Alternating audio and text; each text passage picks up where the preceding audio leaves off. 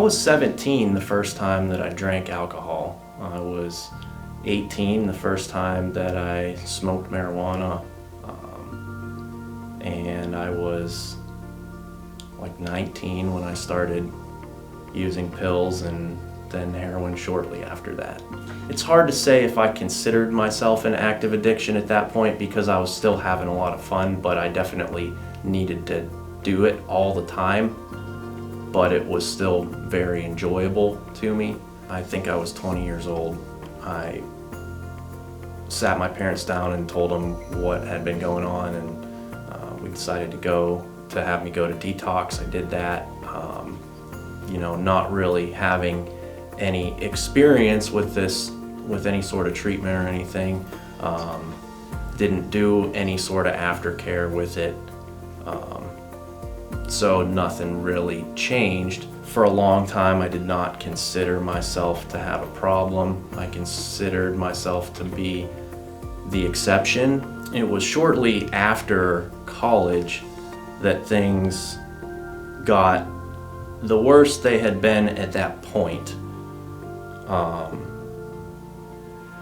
And rather than try to do anything myself or fix anything about myself, I told myself that I needed to change location. I moved to Youngstown, Ohio, and once I got there, it just, for the next 3 years, snowballed until literally had no other choice but to seek outside help. That was the first time that my entire life had basically crumbled in front of me, and I had nothing left. What I considered reaching my potential back then, it completely kept me from being able to do that. And I had no self-esteem and just didn't really like who I was. Everything got to a point where I just basically had to come clean and ask for help. And so I did that, and once my family was involved, the first call that we made was to Daryl Smith. So he kind of walked me through. He talked to me and walked me through what I needed to do, and that was first go to detox, then go to treatment, and if I was interested in coming to the New Life program, then we could explore that as well. So at that point in time, I was ready to do whatever anybody told me that I needed to do. So I went to detox. I went to inpatient treatment for 30 days or 28 days or however long it was, and came directly here to the New Life program.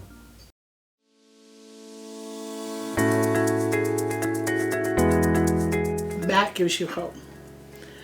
Because Matt grew up in a two-parent household,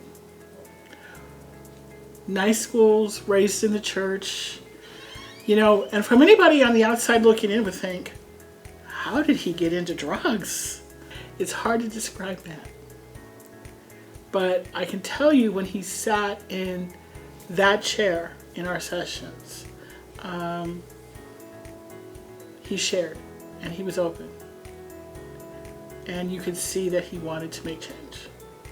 Your first 30 days that you're here, they require that you go to an outside meeting every day. And that was really what got the ball rolling to me being able to actually change my life.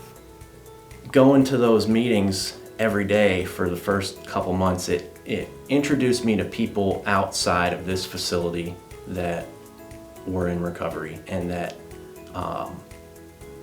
had potentially been in recovery for years, and who were examples of what recovery can be like.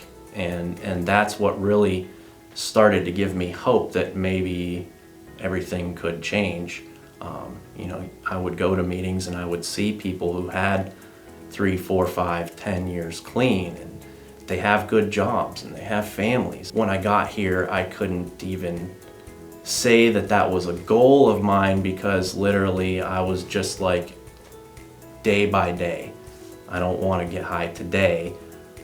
I'll worry about tomorrow when that comes. But being able to see some people who have been doing this for a long time and are being successful at it gave me hope that I could do the same thing. I was ready to do whatever I was told I needed to do. And, I saw guys who had been here longer than me who were doing that same process but farther along in it. And, that was somewhat of an inspiration for me to get to where I could do the same thing myself. His clean time alone makes him deserving. Then when you look at what he has done, he too is doing things within the community. And anytime we have a graduate, when they go out and they have employment and they're paying taxes and they are reaching out to people in need and they are not legally in trouble and they are giving back to their community. So every dime that's been invested in them has been well worth it, because we don't always have happy endings like that. Not all the guys are going to achieve greatness. But if you achieve just living your life, being happy, loving who you are, loving your family, loving God, you are a success. The hardest part now is just keeping it fresh in my mind what got me here in the first place and how things were, because I'll be honest, that whole part of my life seems like it's an entire lifetime away. Life is really good now. I have a job that I like. I have a roommate in a house that is great. I'm close with my family again. I have more what I would consider to be close friends than I've ever had in my life. Life's awesome. It keeps getting better. All the things that I struggled with as a result of being in active addiction, I don't struggle with those things anymore. I don't have to worry about money anymore. I don't have to worry about getting in trouble anymore. Every problem that I have today is a direct result of being in recovery. And what I've learned in recovery has given me the tools to deal with whatever has come at me and get past it and be stronger because of it. The New Life program was exactly what I needed. The fact that we were given some freedom here and given the chance to be able to learn how to kind of adjust back into society after we're clean before we're just thrown back into society. That was a crucial part for me. I don't know if I would have been able to do this without that. And I have a few close friends who are also graduates of this program, well, more than a few, and I think they would all say the same thing, like the length and just the nature of this program and how different it is from a lot of the other programs that are out there. That's exactly what I needed. I wouldn't say that every day is amazing, but like as time goes on, everything keeps getting better.